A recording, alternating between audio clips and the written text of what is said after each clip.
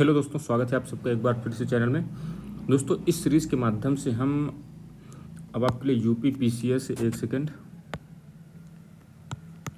UP PCS prelims का जो आपका एग्जामिनेशन होना है उसके लिए, और साथ ही आपका जो आरओ एआरओ का एग्ज़ाम आने ही वाला है अब आपका दिसंबर में, उसके लिए भी ज़्यादा समय है नहीं है।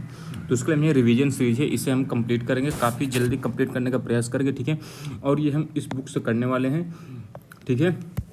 तो जो कि आपके लिए बहुत इंपॉर्टेंट, आप इसका तरीका देखें, ये रिवीजन के पॉइंट ऑफ व्यू से मुझे बुक अच्छी लगी, तो मैंने सोचा आप लोगों को भी इसका रिवीजन करा दिया जाए, जिससे आपको भी फायदा हो जाए। यहाँ पे आप देख सकते हैं इतिहास, प्राचीन भारत, हम यहाँ से स्टार्ट करने वाले हैं इतिहास से ही, ठीक है। प्राचीन भारत, मध्यकालीन इतिहास, ये तो हम ऐसा कर लें। हम इसे कहाँ से स्टार्ट करें? भारतीय संविधान एवं राज्य व्यवस्था से स्टार्ट करते हैं। इसका कारण क्या है? क्योंकि मैंने आपको देखिए प्राचीन भारत, मध्यकालीन भारत तो करा ही दिया है, ठीक है। तो हम आगे से ही स्टार्ट करते हैं इसे, ठीक। एक सेकंड। तो ये देखिए आपका आधुनिक भारत है,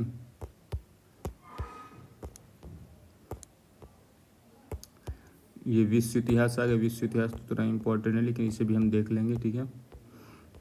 हम लोग भारतीय संविधान है राज्य व्यवस्था से स्टार्ट करेंगे इसे, ठीक। तो यहाँ पर देखिए पहली चीज़ इसमें क्या है? भारत का संवैधानिक विकास, इसे हम देख लेते हैं, ठीक।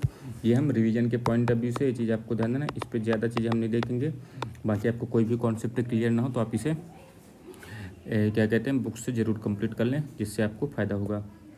अब देखिए इस पर हम सबसे पहले संविधान का विकास हमारे देश में कैसे हुआ है, तो इसको हम देखने वाले हैं। सबसे पहले देखिए ईस्ट इंडिया कंपनी के द्वारा अधिनियम आए थे, इसमें रेगुलेटरी एक्ट था। फिर इसके बाद पिट्स इंडिया एक्ट आया, तो चार्टर एक्ट आया। फिर चार्टर एक्ट 1833 का आया।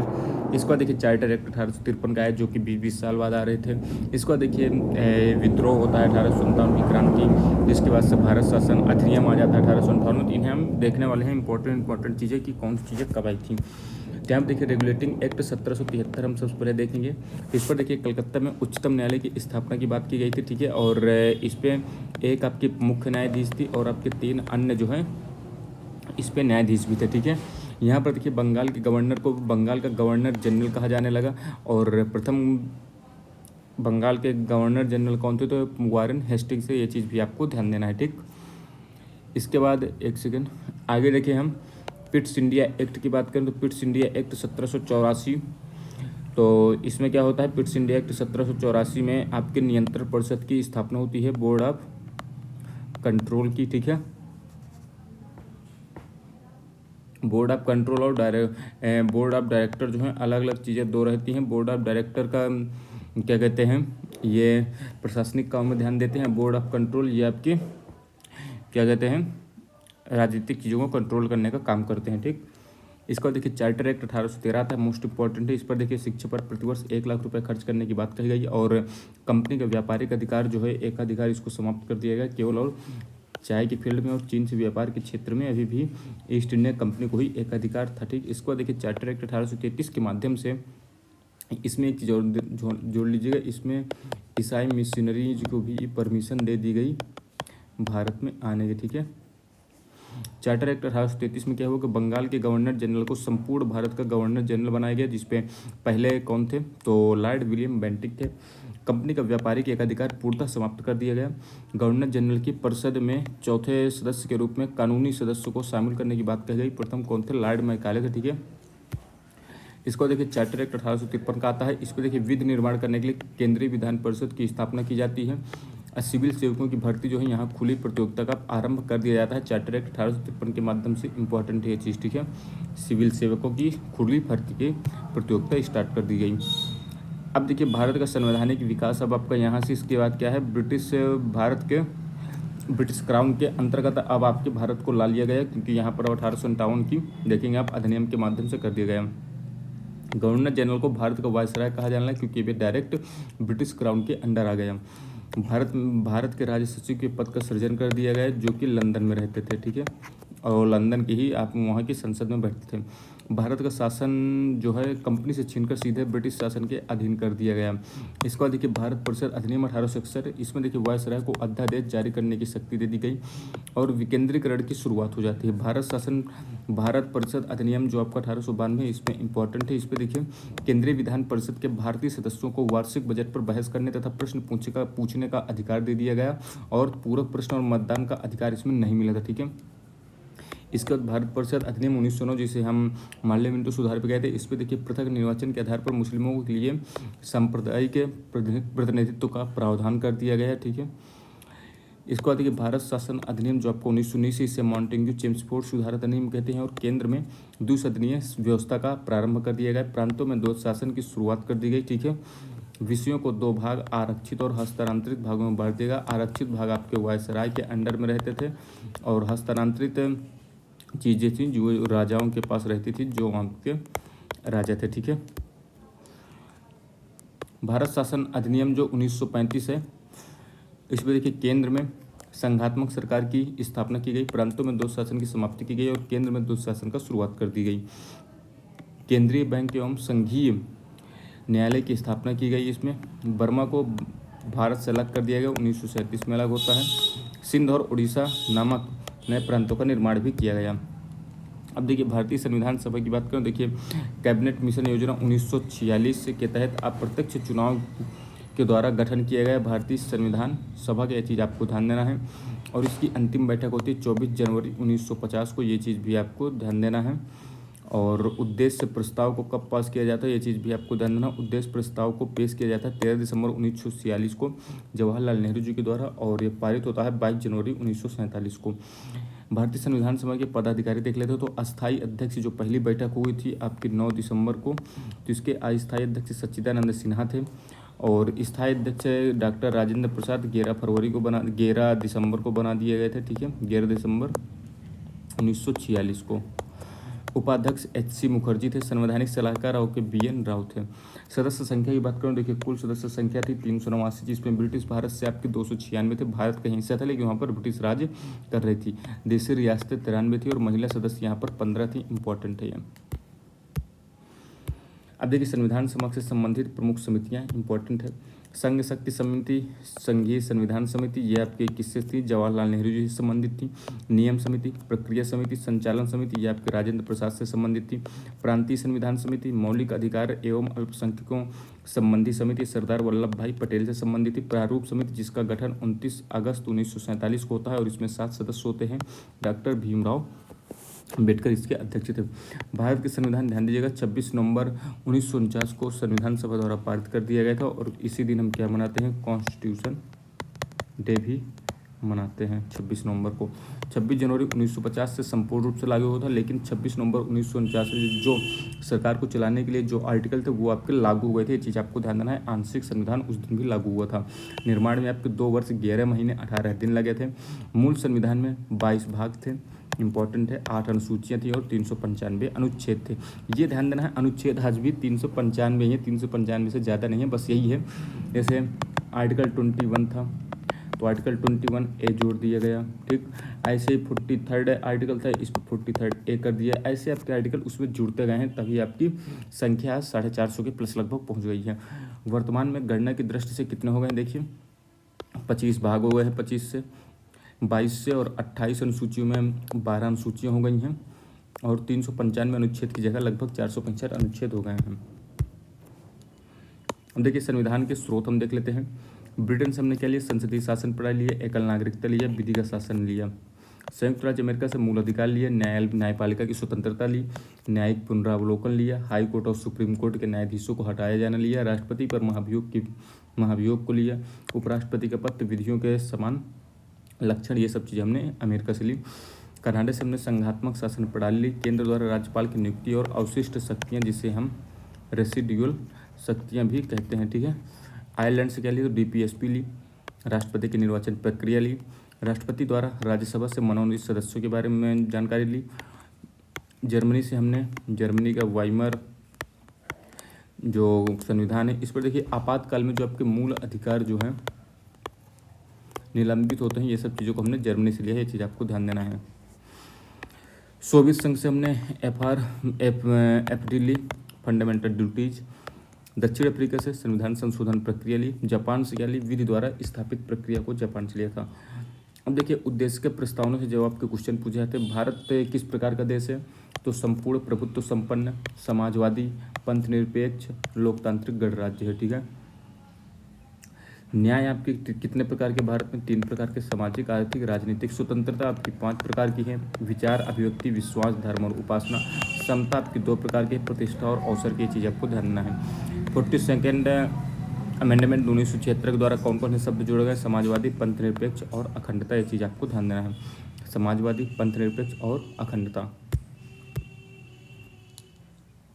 केशवानंद भारती केस जो आपको 1973 में हुआ था, इस पर देखिए सुप्रीम कोर्ट ने उद्देशिका को संविधान का भाग माना और इसमें संशोधन भी किया जा सकता है, लेकिन मूल भावना नहीं बदलनी चाहिए संविधान की। ठीक। पंडित जवाहरलाल नेहरू ने उद्देशिका को संविधान की आत्मा कहा था। के.एम. मुंशी ने उद्देशिका को राजनीतिक जनपत्र भी कहा था। ये के.एम. मुंशी ने कहा था। ठीक। देखिए राष्ट्रीय प्रतीक हम देख लेते हैं। राष्ट्रीय चिन्ह आपका तिरंगा है। राष्ट्रीय ध्वज आपका तिरंगा है। राष्ट्रीय चिन्ह क्या है, सारनाथ स्थित अशोक के सिंह जो आपके शेर हैं, इनकी अनुकृति है और इसमें 4 शेर हैं। ये चीज़ भी आपको ध्यान देना है। राष्ट्रगान, जनगण मन, राष्ट्रीय गीत, वंदे भारत, राष्ट्रीय पशु बाघ। ठीक है। पहले ज़्यादातर शेर लगता है, लेकिन शेर भारत में केवल एक जगह पाए जाते हैं, गिर राष्ट्रीय उद्यान, तो इसलिए बाघ को राष्ट्रीय पशु बनाया गया। राष्ट्रीय पक्षी मोर। राष्ट्रीय कैलेंडर सक्सेनोर जो कि 78 AD में शुरू हुआ था। राष्ट्रीय पुष्प क्या है, कमल है। राष्ट्रीय फल आम है। राष्ट्रीय वृक्ष बरगद है। राष्ट्रीय जलीय जीव डॉल्फिन है। राष्ट्रीय विरासत पशु हाथी है आपका। ठीक। अब देखिए नए राज्यों का गठन, जिनमें मैं टिक लगा दूँ वो आपके लिए इंपॉर्टेंट। देखिए आंध्र प्रदेश के बारे में ध्यान दीजिएगा, 1 अक्टूबर 1953 में स्थापित होता है। ठीक। नागालैंड 1 दिसंबर 1963। हरियाणा 1 नवंबर 1966 को। ठीक। इसके अलावा सिक्किम का ध्यान दीजिएगा 16 मई 1975 में। अरुणाचल प्रदेश ध्यान दीजिएगा 1987 में। मिजोरम भी 1987 में है। ठीक है। 1975 में सिक्किम, 1987 में मिजोरम, अरुणाचल प्रदेश, गोवा, ये भी इंपॉर्टेंट है। 30 मई 1987 को तीनों हुए थे। और ये 13, 14, 15 भी आपको ध्यान। छत्तीसगढ़ इंपॉर्टेंट है। उत्तराखंड, झारखंड। देखिए 36 सबसे पहले छत्तीसगढ़ अलग होता है किससे, MP से उत्तराखंड, UP से झारखंड, बिहार से। ये चीज़ आपको ध्यान देना है। 1 नवंबर, 9 नवंबर, 15 नवंबर। और तेलंगाना तो भी लेटेस्ट है, 2 जून 2014 को अलग होता है। अब राज्यों के गठन संबंधित प्रमुख तथ्य देख लेते हैं। भाषा के आधार पर गठित पहला राज्य कौन है, तो आंध्र प्रदेश 1953 में बना था। राज्य पुनर्गठन आयोग की स्थापना 1953 हुई थी। इसके अध्यक्ष फजल अली थे और अन्य 2 सदस्य थे, KM पडिक्कर और हृदयनाथ कुंजरू जी थे। उत्तर प्रदेश का गठन कब होता है, 24 जनवरी 1950, इंपॉर्टेंट है, ध्यान दीजिएगा। और कर्नाटक, केरल, मध्य प्रदेश, राजस्थान की स्थापना 1 नवंबर 1956 को की जाती है। अब देखिए मूल अधिकार हम देख लेते हैं 12 से 35 और भाग 3 में आते हैं। ये देखिए रिवीजन चल रहा है, ये चीज़ आपको ध्यान देना है। ये नहीं सोचना क्या रहा है इतना कम, बस देखिए आपको रिवीजन में ये सब चीज़ें आना जरूरी नहीं है, लेकिन जितनी चीज़ें आ रही हैं उनका रिवीजन जरूर होना चाहिए, ये चीज़ आपको ध्यान देना है। तो मूल अधिकार देखिए आपके कितने, अब इसमें पूछ लेता है मूल अधिकार कितने प्रकार के, तो 1, 2, 3, 4, 5, 6 प्रकार की चीज़ आपको ध्यान देना है। 6 प्रकार के मूल अधिकार हैं, कौन कौन से हैं। एक तो समानता का अधिकार 14 से 18, फिर है आपको स्वतंत्रता का अधिकार हो गया 19 से 22, शोषण के विरुद्ध अधिकार 23-24, धर्म की स्वतंत्रता का अधिकार 25 से 28, संस्कृति एवं शिक्षा संबंधी अधिकार 29 और 30, संवैधानिक उपचार 32 से 35। ठीक। अब देखिए यहाँ पर हम मूल अधिकार देख लेते हैं डिटेल से थोड़ा सा, जो इम्पोर्टेंट है आपके लिए। तो यहाँ देखिए 44वें संविधान संशोधन 1978 के द्वारा संपत्ति के अधिकार को मूल अधिकार की श्रेणी से हटाकर आर्टिकल 300A के तहत एक लीगल अधिकार बना दिया था। ठीक है, लीगल राइट। मूल अधिकारों को संरक्षण के तो आर्टिकल 32 के तहत, और हाई कोर्ट जो है आर्टिकल 226 के तहत बंदी, प्रत्यक्षीकरण, परमादेश, प्रतिषेध, अधिकार परीक्षा और उत्प्रेक्षण 5 प्रकार की रिटें जारी करने की शक्ति है उनके पास। ये चीज़ आपको ध्यान देना है। राष्ट्रपति द्वारा आपातकाल की उद्घोषणा के दौरान देखिए आपका आर्टिकल 19 जो है, आर्टिकल 19 के अंतर्गत जो भी मूल अधिकार आते हैं ये निलंबित हो जाते हैं। केवल 20वां और 21वां मूल अधिकार है जो कि निलंबित नहीं होता है, ये चीज़ आपको ध्यान देना है। देखिए मूल कर्तव्य की बात करें, देखिए मूल कर्तव्य आपके भाग 4A में है और आर्टिकल 51A में है। स्वर्ण सिंह समिति की सिफारिशों पर आपके 42वें संविधान संशोधन 1976 द्वारा इसे जोड़ा गया था। ठीक। यहाँ पर देखिए 11वां मूल कर्तव्य आपका कब जोड़ा गया है, तो पहले तो 10 थे जब आपके 1976 में जोड़े गए थे। इसके बाद 2002 में 11वां मूल कर्तव्य जोड़ा जाता है 86वें संविधान संशोधन के माध्यम से, जिसमें 6 से 14 वर्ष के बच्चों को शिक्षा के अवसर प्रदान करने के लिए माता पिता या तो संरक्षक के कर्तव्य का प्रावधान यहाँ पर करता है। प्रारंभ में देख लीजिए मूल कर्तव्य 10 थे, लेकिन वर्तमान में 11 हो गए हैं। ठीक, इसके बाद आगे हम देख लेते हैं। तो ये राज्य के नीति निर्देशक तत्व, तो ये आपके भाग 4 में, जिसे हम DPSP भी कहते हैं, शॉर्ट फॉर्म में क्या कहते हैं, DPSP। ठीक, भाग 4 में है, आर्टिकल 36 से 51 के मध्य में है। ये गैर वाद योग्य यानी नॉन जस्टिसेबल है, ये चीज़ आपको नॉन जस्टिसेबल है। ठीक, अर्थात इसे न्यायालय में जाकर आप इन्हें ये नहीं कह सकते हैं कि ये तो DPSP ये हमें चाहिए, क्योंकि यह राज्य अपनी क्षमता के अनुसार ही देता है। इसका उद्देश्य लोक कल्याणकारी राज्य और सामाजिक आर्थिक लोकतंत्र की स्थापना करना प्रमुख उद्देश्य है। ठीक है, देखिए भारत के राष्ट्रपति की बात करें तो भारत का राष्ट्रपति देश का प्रथम नागरिक होता है, संघ की कार्यपालिका का प्रमुख होता है और तीनों सेनाओं का प्रधान सेनापति होता है, जो तो आपको जानकारी होगी ही। अब देखिए राष्ट्रपति से संबंधित इसका निर्वाचन कैसे होता है, तो निर्वाचन मंडल के द्वारा होता है। निर्वाचन मंडल में कौन कौन आते हैं, तो संसद के दोनों सदस्यों के निर्वाचित सदस्य आते हैं। ठीक, लोकसभा और राज्यसभा।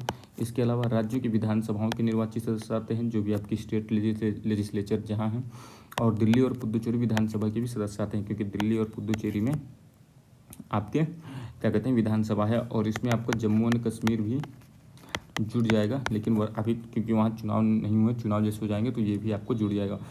राष्ट्रपति अपना त्यागपत्र उपराष्ट्रपति को सौंपता है। ठीक, पदावधि कितनी है, तो 5 वर्ष है। राष्ट्रपति को हटाया कैसे जा सकता है, महाभियोग द्वारा, और आर्टिकल 61 में इसका उल्लेख है। योग्यता की बात करें तो भारत का नागरिक होना चाहिए, 35 वर्ष की आयु पूरा कर चुका हो और लोकसभा का सदस्य निर्वाचित होने के लिए योग्य हो। शपथ की बात करें तो भारत के मुख्य न्यायाधीश शपथ दिलाते हैं, और अगर वो अनुपस्थित हैं तो जो वरिष्ठतम सुप्रीम कोर्ट के न्यायाधीश होते हैं वो आपके शपथ दिलाएंगे। ठीक है, ये चीज़ आपको ध्यान देना है। राष्ट्रपति पर महाभियोग देखिए आर्टिकल 61 के तहत है। ये भी ध्यान दीजिएगा, राष्ट्रीय पद का उल्लेख कहाँ है, तो आर्टिकल 54 में है। राष्ट्रपति पर महाभियोग अनुच्छेद 61 ये आपका लाया जा सकता है किसी भी सदन में, लोकसभा में भी लाया जा सकता है या तो राज्यसभा में लाया जा सकता है। अब पारित होगा दोनों सदन द्वारा अलग अलग होगा, यानी आप ज्वाइंट सीटिंग नहीं कर सकते हैं। ठीक है, कुल सदस्य संख्या का 2/3 बहुमत लगभग होना चाहिए, ये चीज़ आपको ध्यान देना है, इम्पोर्टेंट है। और इस पर यह भी रहता है 14 दिन पहले आपको इन्फॉर्म भी करना होता है, ये चीज़ भी आपको ध्यान देना है। अब देख लिए उपराष्ट्रपति को हम देख लेते हैं। तो उपराष्ट्रपति राज्यसभा का पदेन सभापति होता है। इसका निर्वाचन लोकसभा या राज्यसभा के सदस्यों द्वारा अनुपातिक प्रतिनिधित्व प्रणाली एवं एकल संक्रमणीय मत द्वारा होता है। ठीक है, ये चीज़ आपको ध्यान देना है। इसको शपथ राष्ट्रपति दिलवाता है। कार्यकाल 5 वर्ष का होता है, पुनर्निर्वाचन के लिए पात्र होता है। योग्यता भारत का नागरिक होना चाहिए, 35 वर्ष की आयु पूरी कर चुका हो और राज्यसभा का सदस्य निर्वाचित होने के लिए ये योग्य हो। त्यागपत्र राष्ट्रपति को सौंपता है। केंद्रीय मंत्रिपरिषद आर्टिकल 74 में उल्लेख है। ठीक है, इसमें देखिए आपके कौन कौन शामिल होंगे, प्रधानमंत्री, कैबिनेट मंत्री, राज्य मंत्री और उप मंत्री। नियुक्ति राष्ट्रपति द्वारा प्रधानमंत्री की सलाह पर की जाती है, प्रमुख इसका प्रधानमंत्री होता है और लोकसभा में पारित अविश्वास प्रस्ताव द्वारा इन्हें हटाया जा सकता है। इसका आकार यह ध्यान देना है, लोकसभा के सदस्यों की कुल संख्या के 15% से अधिक नहीं होनी चाहिए, और ये 91st अमेंडमेंट एक्ट के द्वारा ये प्रावधान जोड़ा गया था, ये चीज़ आपको ध्यान देना है। लोकसभा के प्रति ये उत्तरदायी होती है, ये चीज़ भी आपको ध्यान देना है। देखिए महान्यायवादी की बात कर लेते हैं। आर्टिकल 76 में इसका उल्लेख है। भारत सरकार का सर्वोच्च विधि सलाहकार है। ये नियुक्ति राष्ट्रपति द्वारा की जाती है। योग्यता क्या होनी चाहिए, उच्चतम न्यायालय के न्यायाधीश नियुक्त होने के लिए योग्य होना चाहिए। इसके अधिकार क्या होता है, तो भारत के सभी न्यायालयों में सुनवाई का अधिकार रखता है, संसद की कार्यवाही में भी भाग ले सकता है, लेकिन यहाँ पर मतदान नहीं कर सकता है, ये चीज़ आपको ध्यान देना, वोट नहीं दे सकता वहाँ। ठीक है, राष्ट्रपति के पश्चात पर्यंत रहता है, सामान्यतः 3 वर्ष। देखिए ये बात जरूरी नहीं है, राष्ट्रपति यदि चाहे यानी प्रधानमंत्री अगर चाहेंगे तो राष्ट्रपति से कहकर उसे हटा भी सकते हैं, ये चीज़ आपको ध्यान देना है।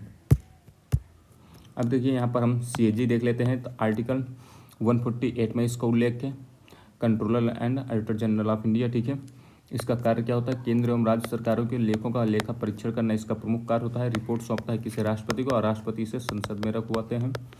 इसका कार्यकाल देखिए 6 वर्ष या 65 वर्ष होता है। इंपॉर्टेंट है, जो भी पहले हो उसे हटा दिया जाएगा। नियुक्ति राष्ट्रपति के द्वारा की जाती है। अब देखिए संसद के भाग देख लेते हैं। तो राज्यसभा, लोकसभा, राष्ट्रपति। संसद का उल्लेख आर्टिकल 79 में है, ये आपका आर्टिकल 80 में है, और ये आर्टिकल 81 में है। चीज़ आपको ध्यान देना है। ये आप देख सकते हैं राज्यसभा आर्टिकल 80। इसका गठन देखिए इंपॉर्टेंट है 3 अप्रैल 1952 को। प्रथम बैठक 13 मई 1952। उच्च सदन आपका उच्च सदन है ये, और ये स्थायी होता है। ठीक है, ये कभी भी आपका रद्द नहीं हो सकता है, यानी इसे आप मिटा नहीं सकते हैं इस सदन को। ये सदन चलता ही रहता है। ठीक है, सदस्य संख्या निर्धारित कितनी है? मैक्सिमम कितनी हो सकती है? 250, जिसमें 238 निर्वाचित और 12 मनोनीत होते हैं, और ये 5 क्षेत्र से आते हैं। वर्तमान में कितने स्ट्रेंथ है? तो 245 और 233 निर्वाचित और 12 मनोनीत। सदस्य निर्वाचित होने की न्यूनतम आयु कितनी है? ध्यान दीजिएगा, मोस्ट इंपॉर्टेंट है, 30 वर्ष है। सदस्य का कार्यकाल 6 वर्ष होता है। पदेन सभापति आपके कौन होते हैं राज्यसभा के? तो उपराष्ट्रपति होते हैं। 1/3 सदस्य जो है प्रत्येक 2 वर्ष में सेवानिवृत्त होते हैं। 1/3 सदस्य, ये चीज़ आपको ध्यान देना है, प्रत्येक 2 वर्ष में। प्रथम सभापति आपके कौन थे? डॉक्टर सर्वपल्ली राधाकृष्णन जी थे। लोकसभा की बात कर लेते हैं। आर्टिकल 81 में उल्लेख है, निम्न सदन है और अस्थायी सदन है। हर 5 वर्ष में इसका विघटन हो जाता है। स्ट्रेंथ कितनी है? मैक्सिमम 550, 530 राज्यों से आएंगे, 20 संघ राज्य यूटीज से आएंगी। वर्तमान में कितनी है स्ट्रेंथ? 543 है। 524 राज्यों से, 19 संघ राज्य क्षेत्रों से। सदस्य निर्वाचित होने की न्यूनतम आयु कितनी है? तो 25 वर्ष है। ठीक है, कार्यकाल 5 वर्ष। प्रथम अधिवेशन कब हुआ था? 13 मई 1952 को हुआ था। ठीक है, लोकसभा के देखिए प्रथम अधिवेशन और 13 मई 1952 को होता है, और राज्यसभा का 3 अप्रैल 1952 को। ध्यान दीजिएगा, गठन 3 अप्रैल 1952 को राज्यसभा का, प्रथम बैठक 13 मई 1952 को। और इसका देखिए प्रथम अधिवेशन कब होता है? 13 मई 1952 की। चीज़ आपको ध्यान देना है। प्रथम लोकसभा अध्यक्ष आपके कौन थे? तो प्रथम लोकसभा अध्यक्ष जीवी मावलंकर थे। ये चीज़ आपको ध्यान देना है, जीवी मावलंकर। प्रथम महिला लोकसभा अध्यक्ष मीरा कुमार जी थी, और ये कांग्रेस की तरफ से थी। ये चीज़ भी आपको ध्यान देना है। दोनों सदनों की संयुक्त बैठक का उल्लेख आर्टिकल 108 में। ये चीज़ अभी आपको ध्यान देना है। ये क्यों किया जाता है? क्योंकि मान लीजिए कोई भी साधारण विधेयक है और उस पर यदि गतिरोध पैदा हो रहा है, तो यहाँ पर विधेयक को एक साथ बैठाकर सदनों को मतभेद की स्थिति में बैठाया जा सकता है, दोनों सदनों को एक साथ। ठीक है, इसको आहूत कौन करता है, यानी बुलाता कौन है? राष्ट्रपति। और अध्यक्षता कौन करता है? तो लोकसभा का अध्यक्ष करता है। ये चीज़ आपको ध्यान देना है। विधेयक साधारण बहुमत से ही पारित होता है। ये ध्यान दीजिएगा, संयुक्त बैठक का उल्लेख जरूर 108 में, लेकिन यदि वे आपके क्या कहते हैं धन विधेयक है, तो वहाँ पर आपका यदि मनी बिल है तो वहाँ पर आप संयुक्त बैठक नहीं बुला सकते हैं। और साथ ही आपका अगर अमेंडमेंट बिल है तो वहाँ पर भी आप नहीं बुला सकते हैं। चीज़ आपको ध्यान देना है। अब तक बुलाई गई है, कितनी बार बुलाई गई? 3 बार बुलाई जा चुकी है। ठीक है, ये चीज़ भी आपको ध्यान देना है। धन विधेयक देखिए आर्टिकल 110 में उल्लेख है। लोकसभा अध्यक्ष निर्धारित करता है कि यह धन विधेयक है या नहीं है, और इसे देखिए राष्ट्रपति की पूर्वानुमति से ही लाया जाता है। यानी यह ध्यान दीजिएगा, यदि धन विधेयक लोकसभा से और राज्यसभा से पास हो जाता है तो उसे राष्ट्रपति रोक नहीं सकता है, क्योंकि पूर्वानुमति से ही वो लाया जाता है। ये चीज़ आप ध्यान दीजिएगा। धन विधेयक लोकसभा में ही पेश होता है, राज्यसभा इसे रोक सकते हैं, लेकिन अधिकतम 14 दिन तक इस पर यदि वो पास नहीं भी करते तब भी धन विधेयक पास हो जाएगा, क्योंकि लोकसभा में ही ये महत्वपूर्ण होता है, राज्यसभा में इसमें कोई रोल नहीं रहता खास। वित्त समितियों की बात देख लेते हैं। प्राक्कलन समिति, जिसे हम एस्टिमेट समिति कहते हैं, कुल सदस्य 30 होते हैं, और ये सभी सदस्य आपके कहाँ से आते हैं? तो ये आते हैं लोकसभा से। लोक लेखा समिति, जिसे हम पब्लिक अकाउंट्स कमेटी कहते हैं, इस पे 22 सदस्य होते हैं। 15 आपके लोकसभा से आते हैं, 7 आपके राज्यसभा से आते हैं। लोक उपक्रम, जिसे हम PSU कहते हैं, ठीक है, इसमें भी 22 सदस्य होते हैं। 15 लोकसभा से, 7 राज्यसभा से। न्यायपालिका बात करें तो न्यायपालिका भारत में कैसी है? तो भारत में एकीकृत न्यायिक प्रणाली है। ठीक है, पिरामिड के आकार की है। ठीक है, यहाँ पर सबसे ऊपर सर्वोच्च न्यायालय, उसके नीचे हाई कोर्ट, उसके नीचे आपके अधीनस्थ न्यायालय आते हैं। ये चीज़ आपको ध्यान देना है। अब देखिए उच्चतम न्यायालय की हम बात कर लेते हैं। उच्चतम न्यायालय की बात करें यहाँ पर और सर्वोच्च न्यायालय जिसे हम कहते हैं, तो आर्टिकल 124 में इसका उल्लेख है। इसका गठन 26 जनवरी 1950 को होता है। न्यायाधीशों की संख्या वर्तमान में कितनी है, तो 34 से 33 न्यायाधीश हैं और एक मुख्य न्यायाधीश है। न्यायाधीशों की सेवानिवृत्त उम्र कितनी है, तो 65 वर्ष है। ये चीज़ ध्यान देना है।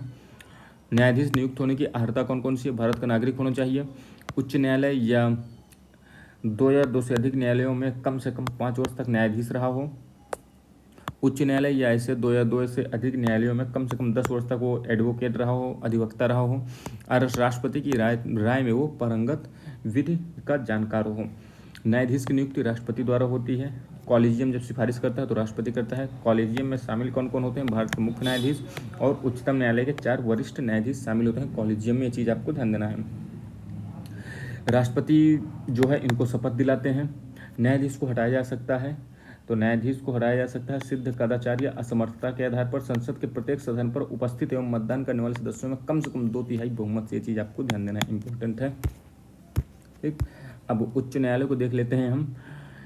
उच्च न्यायालयों वर्तमान कितने हैं उच्च न्यायालय, तो 25 हैं। न्यायाधीशों की नियुक्ति कौन करता है, तो राष्ट्रपति करता है। ध्यान दीजिएगा, यहाँ पर भी राष्ट्रपति करता है, उच्च न्यायालय में भी कॉलेजियम की सिफारिश पर। और न्यायाधीशों को शपथ कौन दिलाता है, संबंधित राज्य का राज्यपाल दिलाता है। न्यायाधीश नियुक्त होने की जो एलिजिबिलिटी है, भारत का नागरिक होना चाहिए, भारत के राज क्षेत्र में कम से कम 10 वर्ष तक न्यायिक पद धारण कर चुका हो, किसी भी उच्च न्यायालय का या ऐसे दो से अधिक न्यायालयों का लगातार कम से कम आपका क्या कहते हैं 10 साल तक उसने अधिवक्ता यानी एडवोकेट जनरल के रूप में काम किया हो। एडवोकेट जनरल नहीं, ठीक है, एडवोकेट यानी अधिवक्ता पद पर काम किया हो उसने, ठीक है। न्यायाधीशों की सेवानिवृत्त उम्र कितनी है, 62। अब 62 है और 65 वर्ष कहाँ की है, तो ये सुप्रीम कोर्ट में है। 62 वर्ष हाई कोर्ट में है, चीज़ ध्यान दीजिएगा। न्यायाधीशों को हटाया जा सकता है कदाचार या असमर्थता के आधार पर संसद के प्रत्येक सदन में विशेष बहुमत के द्वारा, ठीक है, 2/3 बहुमत के द्वारा। ये चीज़ आपको ध्यान देना है। अब देख लिए यहाँ पर राज्यपाल की बात करें तो राज्यपाल की नियुक्ति राष्ट्रपति द्वारा की जाती है और पदावधि राष्ट्रपति के प्रसाद पर्यंत होती है। सामान्यतः तो 5 वर्ष होती है, ये चीज़ आपको ध्यान देना है। इनका सामान्यतः तो 5 वर्ष मान जाता है, बाकी ये राष्ट्रपति के प्रसाद पर्यंत ही देते हैं। शपथ ग्रहण कौन करवाता है, तो उच्च न्यायालय के मुख्य न्यायाधीश कराते हैं, उच्च न्यायालय के, ठीक है, हाई कोर्ट के। और इनकी अर्हता क्या होती है, भारत का नागरिक होना चाहिए, 35 वर्ष की आयु पूर्ण कर चुका हो। राज्य मंत्रिपरिषद की बात कर लेते हैं। स्टेट मंत्रिपरिषद की, तो इस पर देखिए प्रमुख मुख्यमंत्री होता है। नियुक्तिकर्ता और शपथ प्रदाता कौन है, तो राज्यपाल है। कार्यकाल राज्यपाल के प्रसाद पर्यंत रहता है। कोई भी मंत्री बिना किसी सदन का सदस्य बने भी मंत्री रह सकता है, लेकिन अधिकतम 6 माह तक। और ये चीज़ संसद में के उसमें भी लागू होती है, ठीक है। यहाँ पर देखिए राज्य की विधानसभा सदस्यों की कुल संख्या के 15% से कम नहीं होनी चाहिए, लेकिन मिनिमम 12 भी होने चाहिए। 12 संख्या में होनी चाहिए, 15% आपके परसेंटेज में होना चाहिए।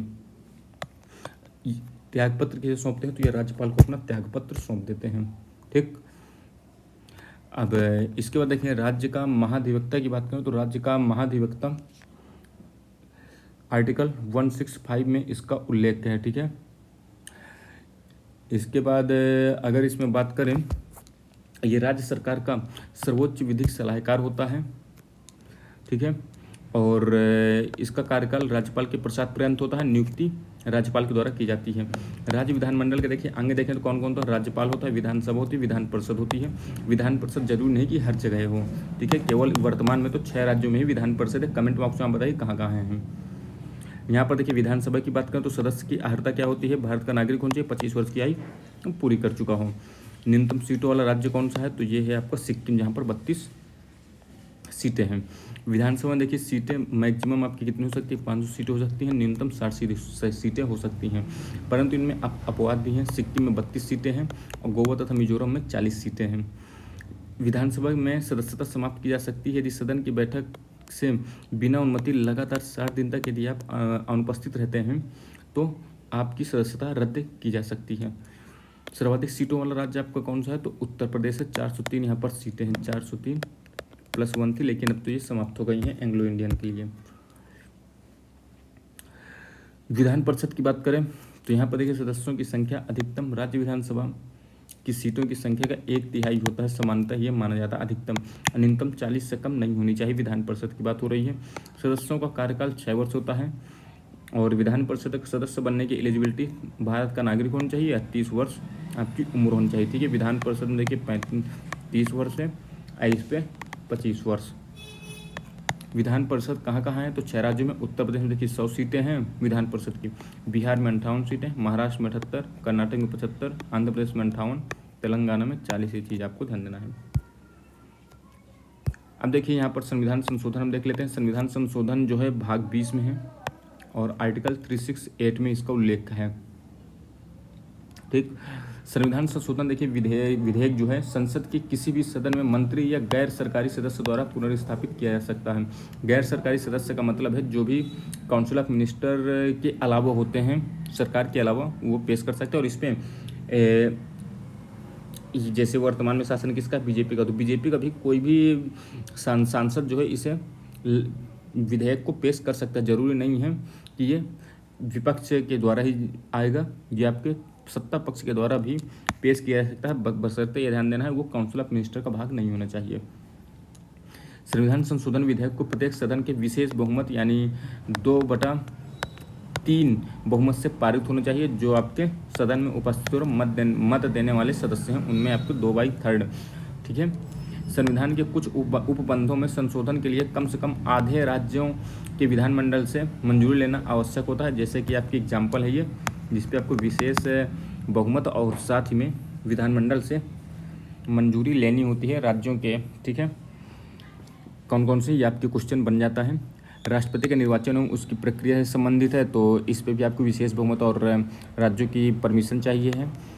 हाईकोर्ट या सुप्रीम कोर्ट से संबंधित, या आपके केंद्र एवं राज्य के मध्य विधायी शक्तियों के विभाजन से संबंधित हो, जीएसटी परिषद से संबंधित हो, 7वीं अनुसूची से संबंधित हो, संसद में राज्यों के प्रतिनिधित्व से संबंधित हो, संविधान संशोधन प्रक्रिया से संबंधित हो।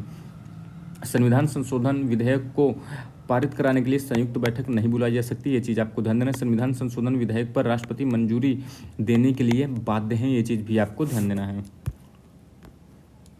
अब देखिए स्थानीय सुशासन की बात कर लेते हैं, जिसके जनक लॉर्ड रिपन था और यह राज्य सूची का विषय, ये चीज़ भी आपको ध्यान देना है। पंचायती राज प्रणाली आपको शुरू किसने की थी, बलवंत राय मेहता समिति पर 1957 में जो समिति बनी थी, इसकी सिफारिशों के आधार पर कुल विषय 29 हैं। पंचायती राज प्रणाली के स्तर 3 हैं, ग्राम पंचायत, खंड पंचायत और जिला पंचायत। इनका शुभारंभ कहाँ से होता है, तो 2 अक्टूबर 1959 को राजस्थान के नागौर जिले से। ठीक है, और दूसरा आपका आंध्र प्रदेश था। और यहाँ पर ध्यान देना, संवैधानिक दर्जा इन्हें कब मिल जाता है, तो 73वें संविधान संशोधन 1992 के द्वारा, और लागू होते हैं 24 अप्रैल 1993 से द्वारा। और इसी दिन पंचायती राज दिवस भी मनाया जाता है, ये चीज़ भी आपको ध्यान देना है। नगरीय स्वशासन प्रणाली की बात करें तो ये देखिए आपके कितने विषय हैं, यहाँ पर 18 विषय हैं, और पंचायती में कितने विषय थे, 29 विषय थे। संवैधानिक दर्जा इसे 74वें संविधान संशोधन 1992 के द्वारा मिला और यह लागू 1 जून 1993 से हुआ।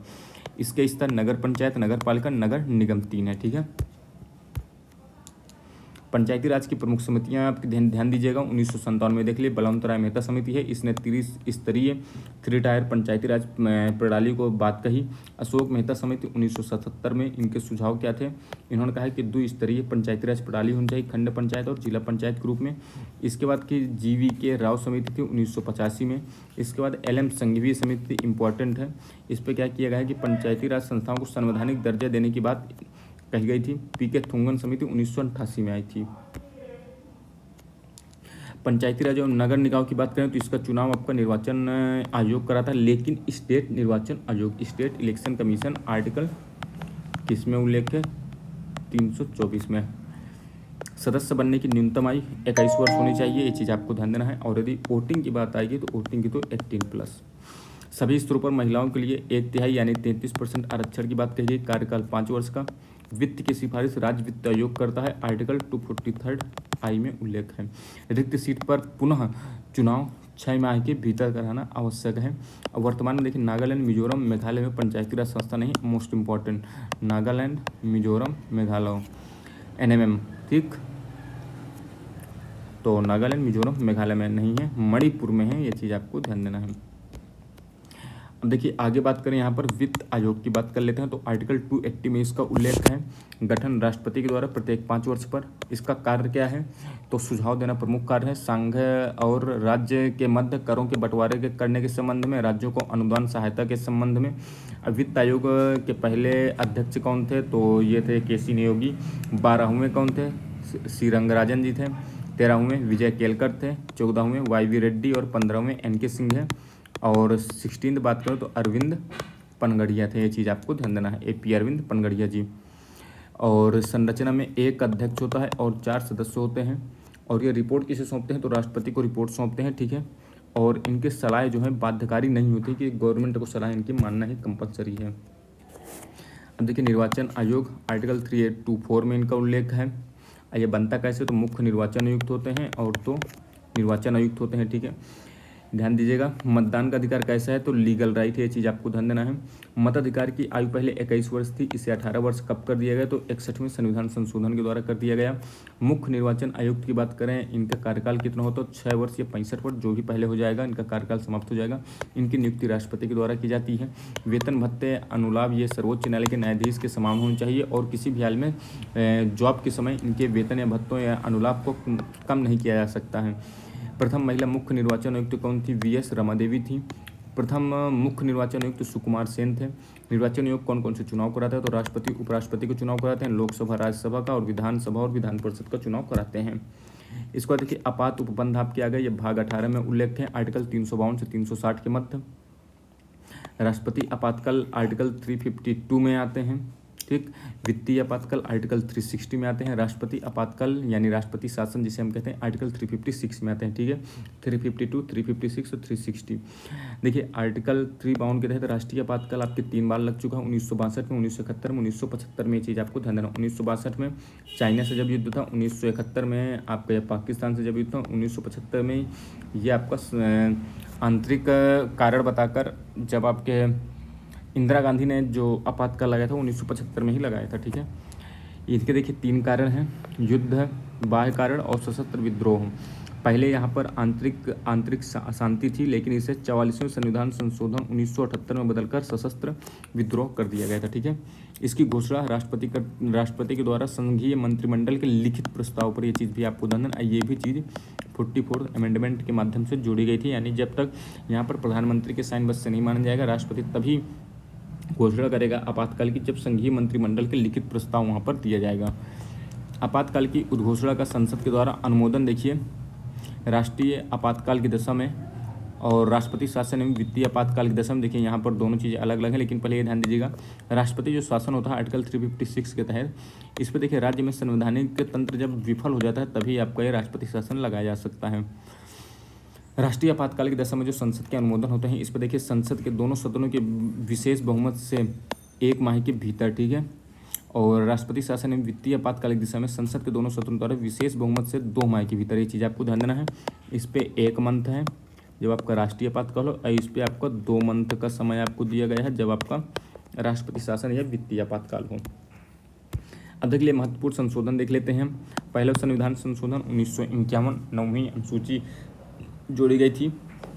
इस पर आपके भूमि सुधार यानी लैंड रिफॉर्म से संबंधित है, ये चीज़ आपको ध्यान देना है। 21वां संविधान संशोधन 1967, इस पर देखिए 15वीं भाषा के रूप में सिंधी भाषा को जोड़ा गया था 8वीं अनुसूची में। 24वां संविधान संशोधन 1971 में संसद को यह अधिकार दिया गया कि संविधान के किसी भी भाग में संशोधन कर सकती है, ये आपका इंदिरा गांधी का ही समय था। राष्ट्रपति संविधान संशोधन विधेयक को मंजूरी देने के लिए यहाँ पर बाध्य कर दिया गया था, ठीक है। 35वां संविधान संशोधन 1974 के माध्यम से सिक्किम को सहयोगी राज्य के रूप में शामिल किया गया था, और 36वें संविधान संशोधन के माध्यम से 1975 में इसे पूर्ण राज्य का दर्जा दे दिया गया। 42वां संविधान संशोधन मोस्ट इंपॉर्टेंट, इस पर देखिए प्रस्तावना में समाजवादी, पंथनिरपेक्ष और अखंडता शब्द जोड़ा गया, और मूल कर्तव्य इसमें जोड़ा गया। भाग 4A आर्टिकल 51A में DPSP को जोड़ा गया।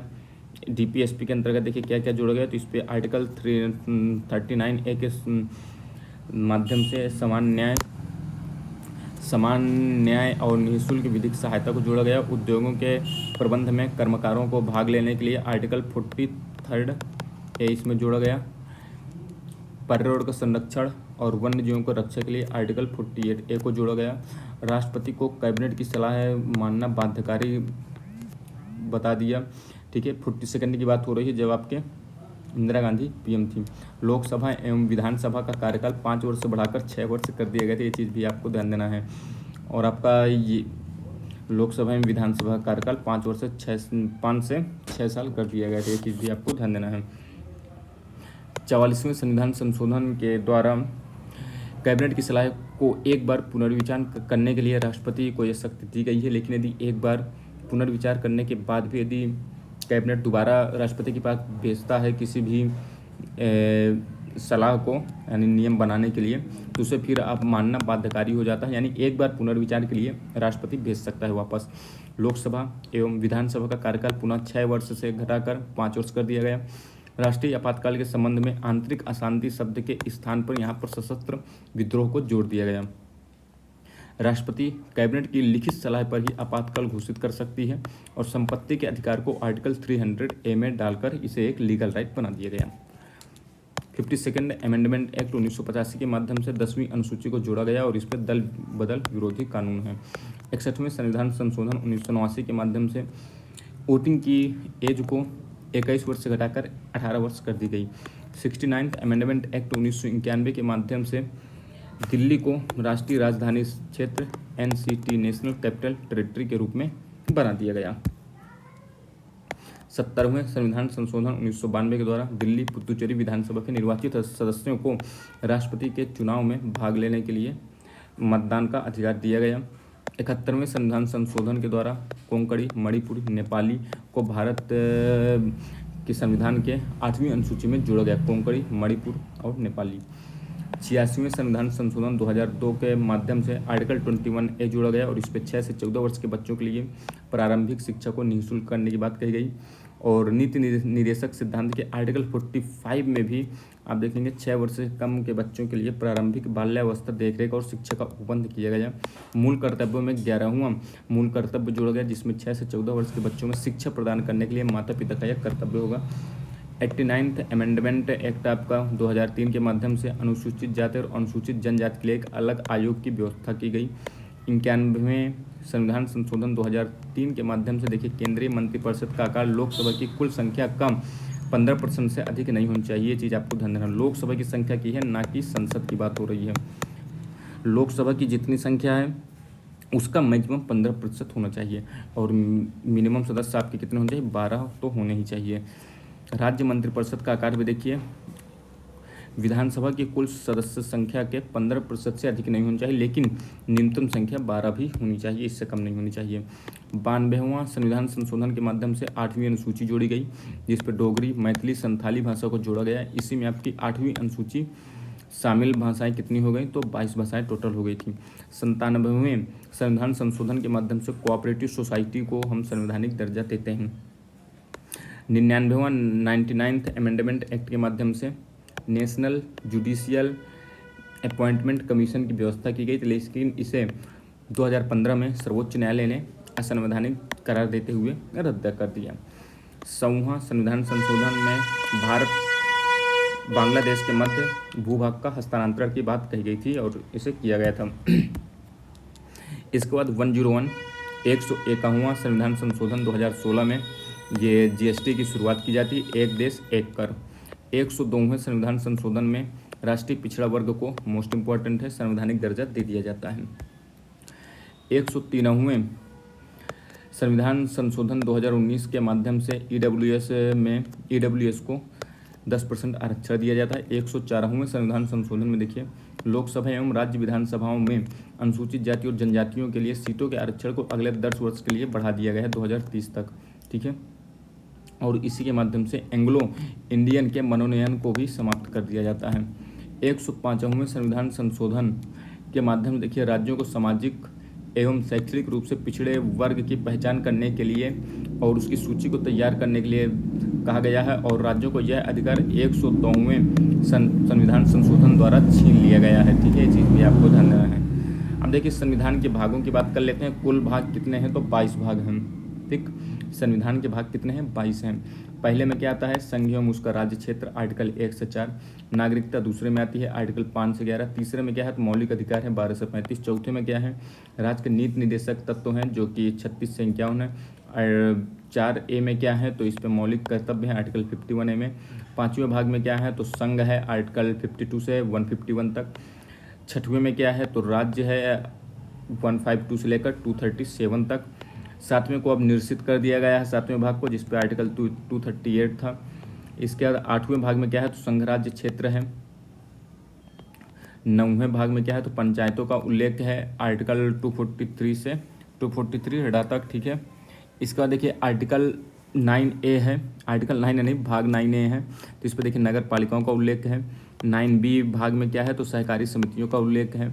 भाग 10 में क्या है? अनुसूचित एवं जनजातीय क्षेत्र का बात है। और 11वें भाग में क्या है? संघ एवं राज्यों के बीच संबंध की बात है। भाग 22 में क्या? 12 में क्या है? भाग 12 में क्या है? वित्त, संपत्ति, संविदा एवं वाद से संबंधित चीज़ें हैं। भाग 13 में क्या है? भारत के राज्य क्षेत्र के भीतर वाणिज्य व्यापार का समागम की बात की गई है। भाग 14 में वाणिज्य एवं समागम जो है संघ और राज्यों के अधीन सेवाएं हैं। भाग 14A में ट्रिब्यूनल्स की बात की गई है, ये चीज़ आपको ध्यान देना, अधिकरण की। भाग 15 में निर्वाचन से संबंधित चीज़ें हैं। भाग 16 में कुछ वर्गों के लिए विशेष उपबंध की बात है। भाग 17 में राजभाषा का उल्लेख है, इंपॉर्टेंट है। भाग 18 मोस्ट इंपॉर्टेंट है, आपात उपबंध का उल्लेख है। भाग 19 में प्रकीर्ण है। भाग 20 में संविधान संशोधन, मोस्ट इंपॉर्टेंट। भाग 21 में अस्थायी संक्रमणकालीन और विशेष उपबंध दिए गए हैं। भाग 22 में ध्यान दीजिएगा संक्षिप्त नाम और हिंदी में प्राधिकृत पाठ, ये सब चीज़ें दी गई हैं। इसके बाद देख लेते हैं अनुसूचियों को, हम देख लेते हैं अनुसूची आपकी कितनी है? 12 अनुसूची है। पहली अनुसूची में राज्य एवं संघ क्षेत्र की बात की गई है। दूसरी अनुसूची में देखिए वेतन और भत्ते और पेंशन की बात की। इसमें कौन कौन है? राष्ट्रपति, राज्यपाल, लोकसभा एवं विधानसभा अध्यक्ष, उपाध्यक्ष, राज्यसभा एवं विधान परिषद के सभापति, उपसभापति, उच्चतम और उच्च न्यायालय के न्यायाधीश और कायक को मिलने वाले वेतन भत्तों का उल्लेख है। तीसरे में क्या है? तो देखिए तीसरे में है आपका भारत संघ के प्रमुख जो पदाधिकारी हैं, इनके शपथ और प्रतिज्ञान का प्रारूप है। चौथे में राज्यसभा में सीटों का आवंटन है। पाँचवीं में क्या है? SC और ST के प्रशासन और नियंत्रण से संबंधित उपबंध है। छठे में देखिए ATMM, असम, मेघालय, त्रिपुरा, मिजोरम राज्यों के जनजातीय क्षेत्र के प्रशासन के बारे में उपलब्ध उपबंध है। इसके बाद देखिए सातवीं में संघ एवं राज्य के 20 शक्तियों का विभाजन, जैसे संघ सूची, राज्य सूची और समवर्ती सूची का उल्लेख है। अनुसूची 8वीं में क्या है? तो 22 भाषाओं का उल्लेख है। 9वीं में क्या है? कुछ अधिनियम और विनियमों के विधि मान्यीकरण की बात की गई है, ठीक है। ये आपकी 9वीं अनुसूची जो है जोड़ी गई थी। 10वीं अनुसूची में आपके दल बदल विरोधी कानून है। 11वीं अनुसूची में पंचायत की शक्ति, प्राधिकरण और उत्तरदायित्व का उल्लेख है। 12वीं अनुसूची में नगर पालिका आदि की शक्ति, प्राधिकार और उत्तरदायित्व का चीज़ें हैं, ठीक है। और यहाँ पर देखें कितना आपको बचा, देखिए बस हो गया इतना, और हम आर्टिकल इंपॉर्टेंट और देख लें, बाकी आपका यहाँ से कंप्लीट हो गया। आज हमने पूरा पॉलिटी का रिवीजन यहाँ से कर लेंगे। आर्टिकल 1 में देखिए संघ का नाम और राज्य क्षेत्र है। आर्टिकल 2 में नए राज्यों का प्रवेश और स्थापन की बात की गई। आर्टिकल 3 में क्या कहा गया है? नए राज्यों का निर्माण और वर्तमान राज्यों के क्षेत्र सीमाओं के बारे में परिवर्तन की बात की गई है। आर्टिकल 5 में क्या है? संविधान के प्रारंभ में नागरिकता की बात की गई है। आर्टिकल 12 में देखिए राज्य की परिभाषा दी गई है। आर्टिकल 14 में विधि के समक्ष समता और विधियों का समान संरक्षण की बात कही गई है इस पर। आर्टिकल 15 में देखिए धर्म, मूल वंश, जाति, लिंग व जन्म स्थान के आधार पर विभेद का प्रतिषेध की बात की गई है। यहाँ पर देखिए मैं इंपॉर्टेंट बता दिया रहा हूँ, बाकी आप इन्हें जरूर पढ़ लीजिएगा एक बार, ठीक है। आर्टिकल 17 आपके अस्पृश्यता का अंत है, टचेबिलिटी, अनटचेबिलिटी को आपको इसे रोकना है। आर्टिकल 18 इंपॉर्टेंट है, उपाधियों का अंत, ठीक है। आर्टिकल 19 मोस्ट इंपॉर्टेंट है, वाक एवं अभिव्यक्ति की स्वतंत्रता इसमें दी गई है। इसी के अंतर्गत आपके घूमने का अधिकार भी आता है। आर्टिकल 20 और आर्टिकल 21 देखिए आपके आपातकाल के समय भी रद्द नहीं होते हैं। आर्टिकल 20 में देखिए अपराधों के दोष सिद्ध के संबंध में संरक्षण दिया गया है। और आर्टिकल 21 आपका राइट टू लाइफ इसी में आता है, प्राण एवं दैहिक स्वतंत्रता का संरक्षण है। आर्टिकल 21 देखिए 6 से 14 वर्ष के बच्चों के लिए निःशुल्क एवं अनिवार्य शिक्षा की बात की गई है, ठीक है। आर्टिकल 22 में क्या है? कुछ दशाओं में गिरफ्तारी एवं निरोध से संरक्षण की बात की गई है। आर्टिकल 23 मानव दुर्व्यापार एवं बलात्कार का प्रतिषेध किया गया है। आर्टिकल 24 में कारखानों में बालकों का नियोजन प्रतिषेध है। आर्टिकल 25 में देखिए अंतःकरण और धर्म को अबाध रूप से मानने, आचरण और उसके प्रचार करने की छूट दी गई है। आर्टिकल 29 क्या है इस पे, आर्टिकल 29 में अल्पसंख्यक वर्गों के हितों का संरक्षण की बात की गई है। आर्टिकल 32 इस पे देखिए संवैधानिक उपचारों की बात की गई है। आर्टिकल 39A है, यहाँ पर समान न्याय एवं निःशुल्क विधिक सहायता दी जाएगी। आर्टिकल 40 में आपके ग्राम पंचायत की बात की गई। आर्टिकल 44 में यूसीसी नागरिकों के लिए समान सिविल संहिता की बात की गई है। आर्टिकल 45 में देखिए 6 वर्ष से कम बच्चों के लिए देखरेख और शिक्षा के उपबंध की बात की गई। आर्टिकल 48 कृषि एवं पशुपालन से संबंधित। आर्टिकल 48 ये आपका इन्वायरमेंट को संरक्षित करने की बात करता है। आर्टिकल 50 में देखिए जुडिशरी को कार्यपालिका से अलग करने की बात की गई है। आर्टिकल 51 में अंतर्राष्ट्रीय शांति की बात की गई है। आर्टिकल 51 में आपके मूल कर्तव्य हैं, ठीक है। भारत आर्टिकल 52 में आपका भारत का एक राष्ट्रपति होगा। आर्टिकल 53 में देखिए संघ की कार्यपालिका जो शक्ति होती है राष्ट्रपति में निहित होती है, ऐसी कहा गया है, बात की गई है। आर्टिकल 58 में राष्ट्रपति पद की योग्यता की बात की गई। आर्टिकल 60 में आपके शपथ की बात की गई है। आर्टिकल 61 में महाभियोग की बात की गई है। आर्टिकल 63 में भारत के एक उपराष्ट्रपति के बारे में उल्लेख किया गया है। आर्टिकल 64 में कहा गया है कि उपराष्ट्रपति ही आपका राज्यसभा का पदेन सभापति होता है। आर्टिकल 72 में आपके राष्ट्रपति को क्षमादान की शक्तियाँ दी गई हैं, ठीक है। और आर्टिकल 74 में राष्ट्रपति को सलाह देने के लिए मंत्रिपरिषद का उल्लेख किया गया है। और आर्टिकल 75A में प्रधानमंत्री की नियुक्ति राष्ट्रपति करेगा, ऐसी बात कही गई है। आर्टिकल 76 में क्या है तो भारत का महान्यायवादी, ठीक। आर्टिकल 78 संसद का गठन। आर्टिकल 85 संसद के सत्र, सत्रावसान और विघटन से संबंधित चीज़ें हैं। आर्टिकल 108 में आपके दोनों सदनों की संयुक्त बैठक की बात करता है। आर्टिकल 110 में धन विधेयक की परिभाषा दी गई है। आर्टिकल 112 में वार्षिक वित्तीय विवरण जिसे हम बजट कहते हैं। आर्टिकल 123 में यहाँ पर राष्ट्रपति अध्यादेश से लागू कर सकता है, जारी कर सकता है, यह बात की गई है। आर्टिकल 124 में उच्चतम न्यायालय की स्थापना और गठन की बात की गई है। आर्टिकल 129 में अभिलेख न्यायालय कहा गया है उच्चतम न्यायालय को। आर्टिकल 137 में निर्णय एवं आदेशों का उच्चतम न्यायालय द्वारा पुनर्विलोकन भी किया जा सकता है, ठीक है। आर्टिकल 143 में क्या कहा गया है तो उच्चतम न्यायालय से परामर्श ले सकता है कौन, राष्ट्रपति ले सकते हैं। आर्टिकल 148 में CAG की बात की गई है। आर्टिकल 52 में राज्यों के राज्यपाल की बात की गई है। 155 में राज्यपाल की नियुक्ति से संबंधित है। आर्टिकल 161 में राज्यपाल की क्षमा दान की शक्तियों से संबंधित है, ठीक है। आर्टिकल 165 में राज्यों के महाधिवक्ता एडवोकेट जनरल की बात की गई है, ठीक है। इसके अलावा और क्या है, राज्यों के लिए उच्च न्यायालय की बात आर्टिकल 214 में की गई है। आर्टिकल 226 में क्या कहा गया है, उच्च न्यायालय के रिट की बात की गई है, ठीक। आर्टिकल 239AA में क्या कहा गया है, दिल्ली के विशेष संबंधों के बारे में है। आर्टिकल 243A में क्या है तो ग्राम सभा। आर्टिकल 243 भी पंचायतों का गठन। आर्टिकल 243 का पंचायतों का आरक्षण, ठीक है। और आपके लिए क्या इंपॉर्टेंट है, आर्टिकल 243 था, इसमें क्या है नगर पालिकाओं का गठन है। इसको देखिए 243I है ये, ठीक है। और राज्य निर्वाचन आयोग किससे संबंधित है तो आर्टिकल 243 के इसमें आता है, ठीक है। ये चीज़ आपको ध्यान देना है। आर्टिकल 263 ध्यान दीजिएगा, अंतर राज्य परिषद के संबंध में है। आर्टिकल 266 ये देखिए भारत और राज्य की संचित निधियां और लोक लेखी से संबंधित है। 267 में क्या है भारत की आकस्मिक निधि से संबंधित है। आर्टिकल 279A में क्या है तो GST काउंसिल का उल्लेख है। आर्टिकल 280 में वित्त आयोग का उल्लेख है। आर्टिकल 312 में ऑल इंडिया सर्विसेज का उल्लेख है। आर्टिकल 315 में संघ एवं राज्यों के लिए लोक सेवा आयोग का उल्लेख है।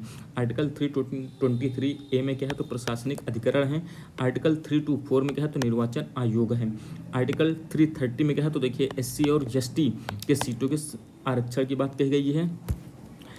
और आर्टिकल 338 में राष्ट्रीय अनुसूचित जाति आयोग है। आर्टिकल 338A में राष्ट्रीय अनुसूचित जनजाति आयोग है। और आर्टिकल 338B में पिछड़े वर्गों के लिए राष्ट्रीय आयोग है।